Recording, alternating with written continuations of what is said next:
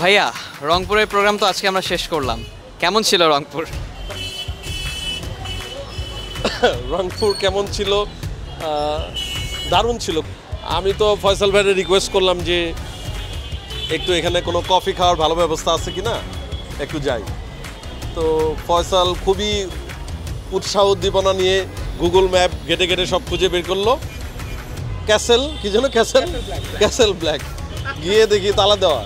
তারপর ওখান থেকে আরেক জায়গায় নিয়ে গেলো, ওটাও দেখি তালা দেওয়া আর কি। ঠিক আছে, তো এটা মনে রাখার মতো, নেগেটিভলি মনে রাখার মতো যে ফয়সাল ভাই আমাদেরকে আজকে মানে এরকম মানে প্রত্যাশা দিয়েও সেইভাবে আমাদেরকে কফি খাওয়াইতে পারে নাই।